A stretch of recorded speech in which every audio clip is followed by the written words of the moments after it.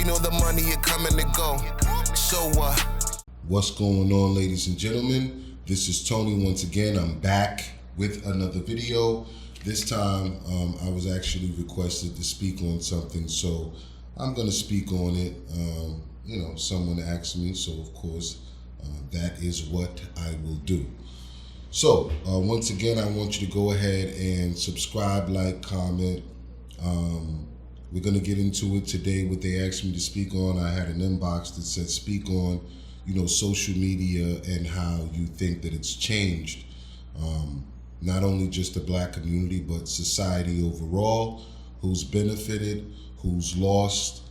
So I'm going to give my take on it and from how I see it. So once again, go ahead, like, comment, subscribe. We're going to get into this thing here. Some things you may agree with, some things you may disagree with, but this is definitely going to be my perspective on it. Now, I had a guest on my show, Jennifer Messina. She has 980-some thousand Instagram followers. And I asked her about social media. And her answer was, social media is the devil. That was her answer. Surprising coming from someone who has almost 1 million followers. So I'm pretty sure she's benefiting from social media, from her Instagram platform at least. And she's gaining a lot of, sponsorships, whatever would have you. But her view on it was, hey, social media is the devil. Now, my opinion, before social media, let's just, if you deal with some of the numbers here, you'd say, you know what, marriages have declined since social media. Jobs have, come on, Facebook just fired how many? Amazon just let off how many? Microsoft just let off how many? A lot of things have declined since social media a lot of moral things have declined since social media has kicked into play, but there's a lot of other things that have inclined, but they've inclined only for a selective few. Jeff Bezos, Elon Musk, Bill Gates, their money has inclined significantly. Their network, their brand, their base. But their employees are getting laid off by the thousands. Relationships prior to social media, and this is from my perspective and what I believe here. Prior to social media, let's just, put it in perspective. Prior to me having access by way of phone, handheld phone, of knowing how many people are in my vicinity, all I knew was the amount of people that I was able to more than likely walk to or ride my bike to, which usually growing up in the neighborhood, you would probably know people from your block to about a 5 to 10 blocks max radius. You'd be familiar with people. You didn't see the people on the other side of town. You didn't know how they looked. You didn't see the people in the city next to you. You didn't know how they looked unless you went there and visited once in a while. But there was no real time to see them. So from my perspective, when I break it down from that angle, I say, okay, so you were going to a high school that was assigned to a district, which means, you saw the women that were only from this district and you chose on the one that you liked and you loved her because in your mind, she's the finest thing around because that's all you have access to. Now, once we started having access to the finer things that were around the things that were around, we started to say, whoa, hold up. I don't need to commit right now. Now, I like you a lot, but, I want to see what else there could be some other things that God has in store for me. I believe that the internet, as far as in dating, has taken away a person's almost ability to commit, but I'd say short-term ability to commit. Everyone wants to, scroll a little bit more. We want to scroll. We want to scroll, baby. We want to, And also, I think that for men and women, it's also made it a lot easier when you are in a relationship. It's made it a lot easier to leave the relationship. People get mad and then they go in their DMs. It's an easy way out. It's to do wrong in a relationship. Now, I mean, we've seen social media destroy so many relationships. Have we seen social media help any relationships? I really don't know.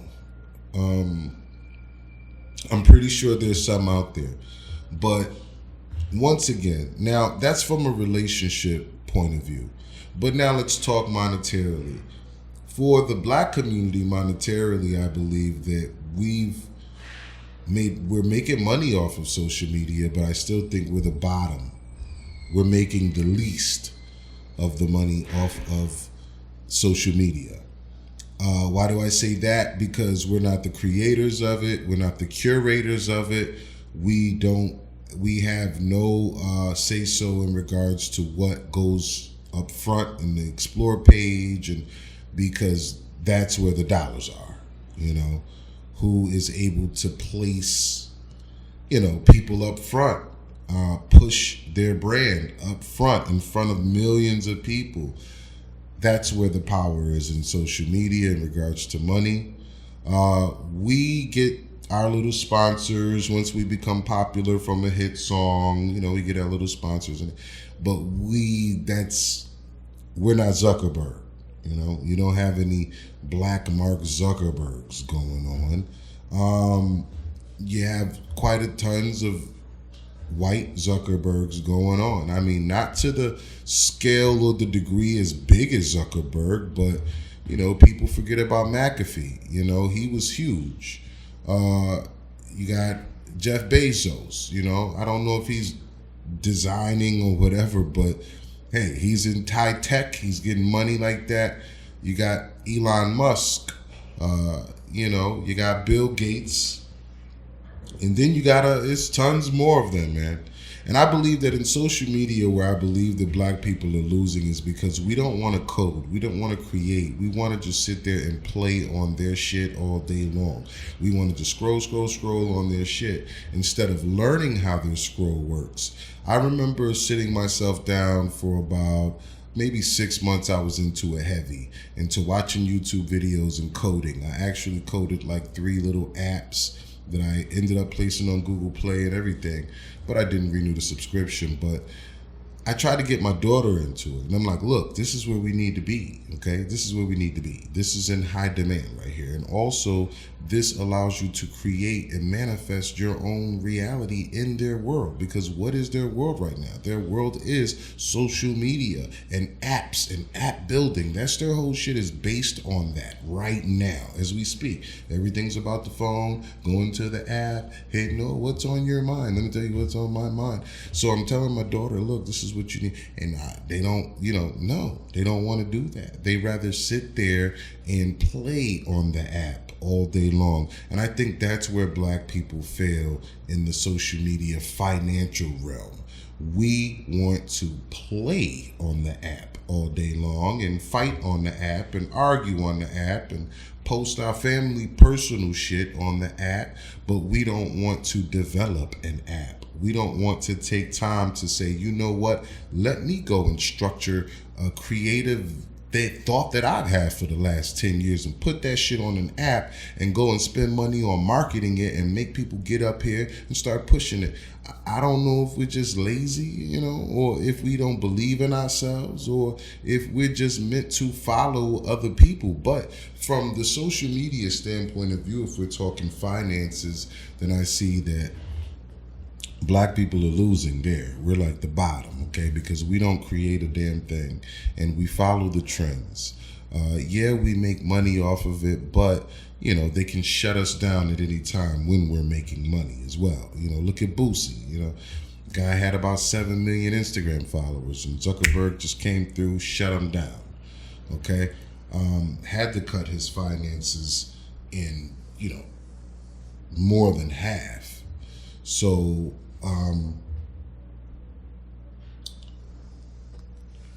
let me call them right back.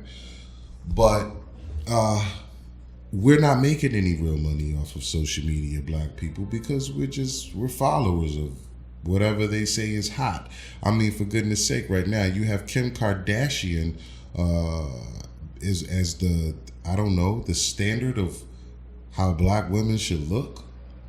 That's crazy to me. And the funny thing is, it's kind of like, I don't know what you read as a pendulum swing, because initially she was trying to look like black women, right? Which I'm not going to say she succeeded. She don't look black to me, but she got a black husband or ex-husband. But initially she was trying to look black, and now she's taking it to where her brand is so big and her influence is so big. Now the black girls are trying to look like her. I don't know. That's crazy to me. But once again, it shows how lax we are in social media. They're taking social media and influencing us, literally, like creating things to influence. We are entertaining the world. We're dancing and shit all day long. We're dancing. And that's cool. We've been dancers our whole life, ever since Africa and all that. But we're not really creating platforms to compete with their platforms. That's where I think we're losing financially. Now, when you look at them in social media and everyone else, you look at how many Asians are coding. Tons of them. How many white boys are coding? Tons of them. How many black young boys are coding? I mean, you have a lot, not tons of them though, right? So this is where I start saying, okay, the disadvantages and the advantages of social media. Now, that's on a financial level. Now, we've talked about relationships, financial level, and I guess on a humane level. Now, let's talk about it. I think that social media has opened the door for, now look, I can be a conspiracy theorist for this one right here, but I think that everyone is, other cultures have always wanted to dabble with our women, and I don't mean marry our women, dabble with our women.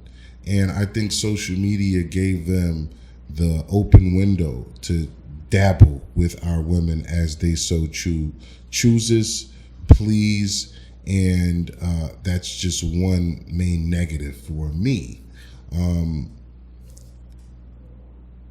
It also, in a humane way, I believe that it has also convinced some people, to place more out there online than they should, if they're looking for good, so to speak. But if you're looking for bad, then hey, put it all out, right? But the temptations, the likes, the addiction to the views and the numbers, and I think that a lot of people feel like they need validation. They need validation, and through these likes, views, and everything else, they're going to receive their validation to feel like, hey, I'm doing the right thing, whether you think so or not.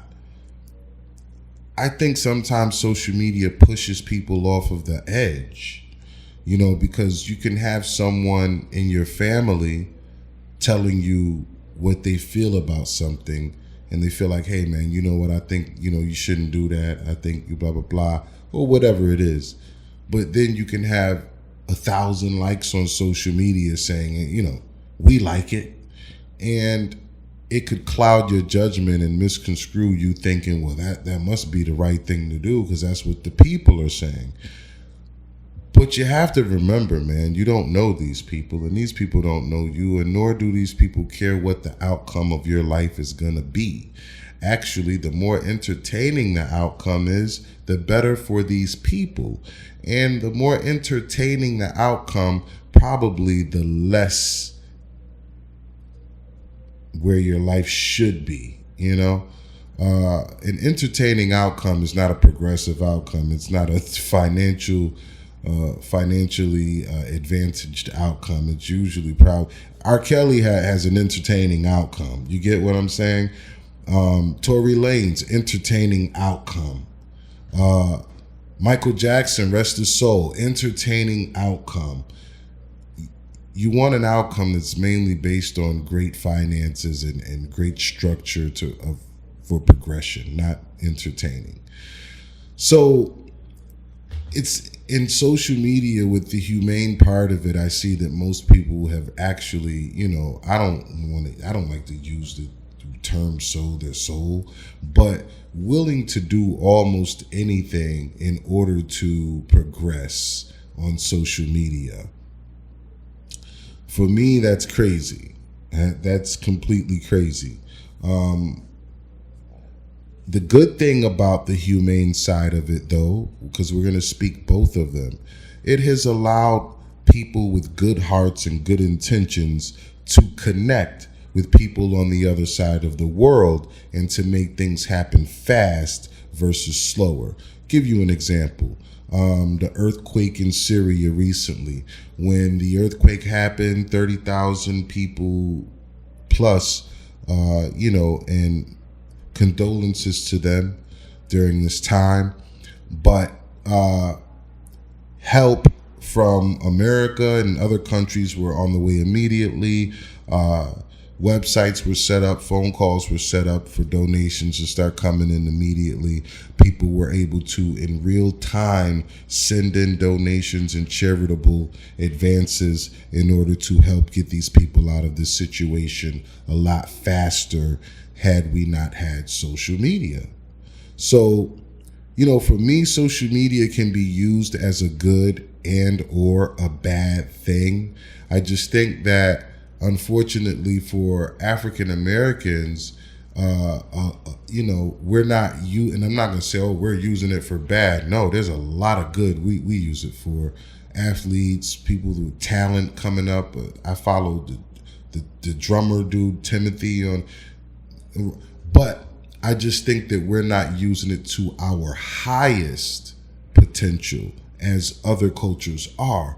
And what would be our highest potential? Well, we're halfway using it. We're using the interface where we're using it to entertain others and we're on the display.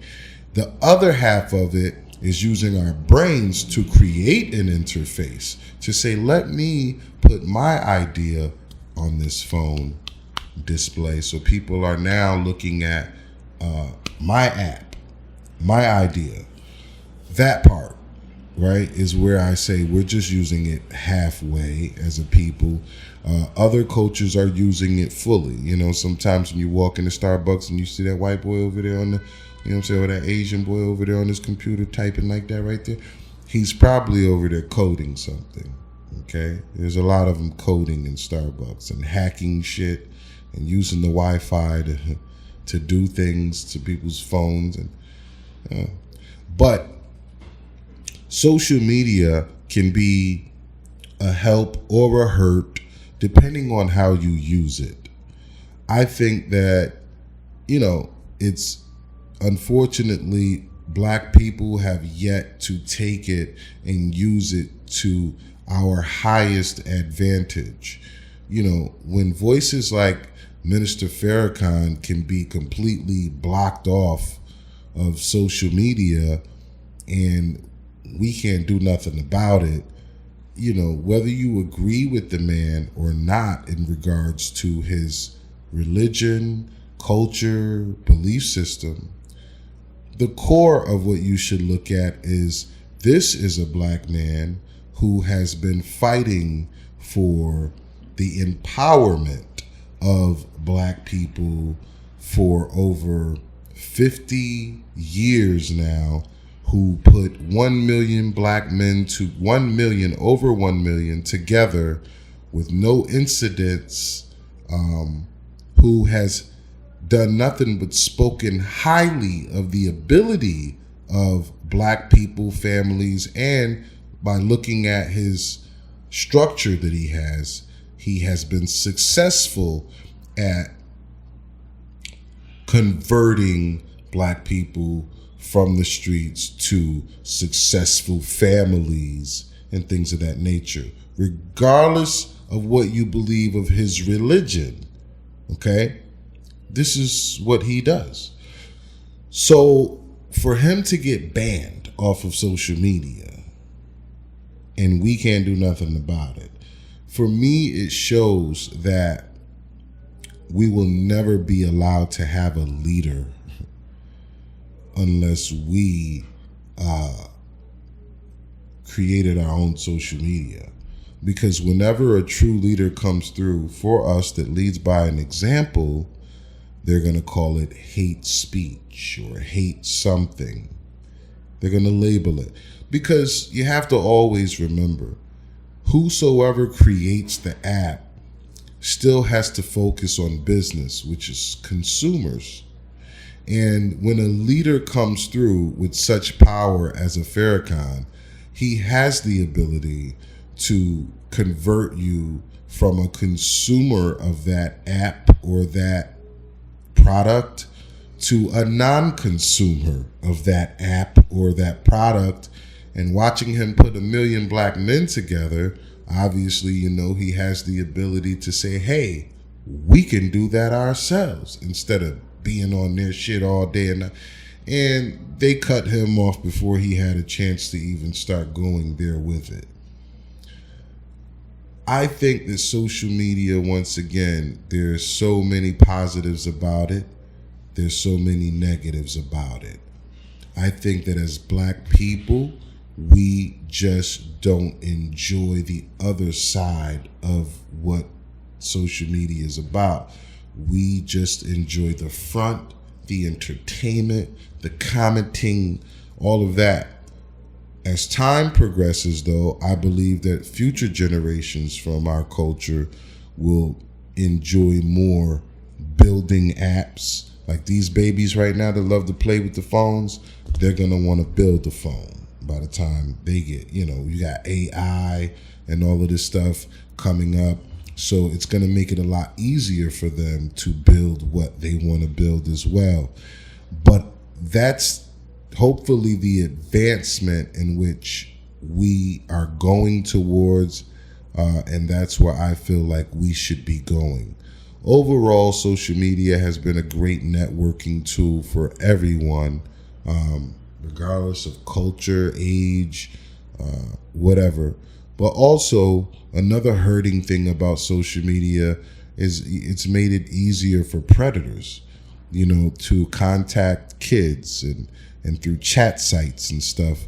No one's for sure how that's going to be filtered to,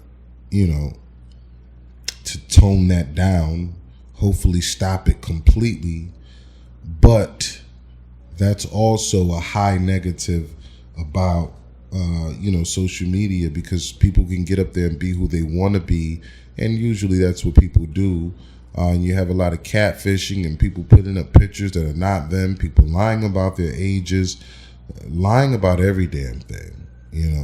That's one of the high negatives about it as well. And that applies to all cultures in general. But in the finance race, I feel like black people are highly behind. We're not making the money that everyone else is making off of social media. Where a lot of us are getting shadow banned at demand of whoever's running it. Morally, I feel like we're losing it. Black people, we're more into, don't get me to going, but the black women is just all into their bodies, and the black men is just all into their bodies, right? All we want to do is sit there and look at their bodies. Oh shit, oh shit, oh shit, oh she bad too. So the temptation, the need for temptation, the desire for temptation is at an all-time high. And, like the old school saying, man, wherever there's smoke, there's fire. So wherever there's a lot of temptation going on, there's a lot of sin being committed. But, hey, we can go on and on about social media and what you think about it and what I think about it and whoever thinks about it, and you got stocks and bonds on social media. It's placed everything pretty much in real time. What I don't think people should do is be placing their personal business on social media, though. I mean, if you're doing something like blogging, and you got to be you, right? No one wants you to, you have to be you.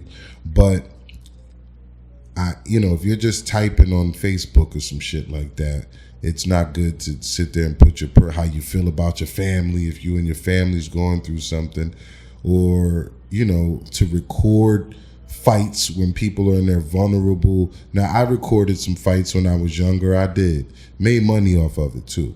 A lot younger. But, it is what it is. It wasn't with a cell phone, okay? But I think that recording fights now it's way overdue. It's way past.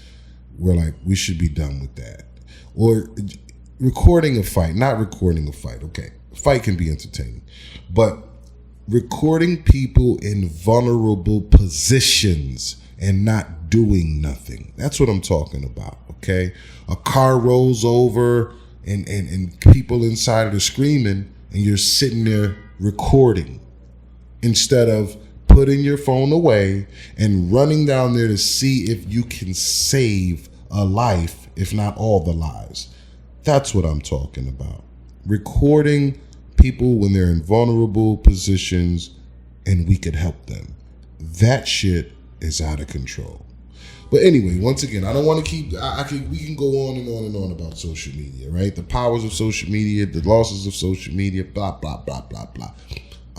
This is your boy Tony. Hopefully this is something that you enjoyed. I hope to go ahead and hit you with another subject matter. Somebody inbox me, let me know what else you want to hear. Go ahead and subscribe if you have not yet. Like, comment, leave it below. Let's go. Then on top like I'm King Kong. Paddle niggas like a ping pong. Run my block like I'm King Von.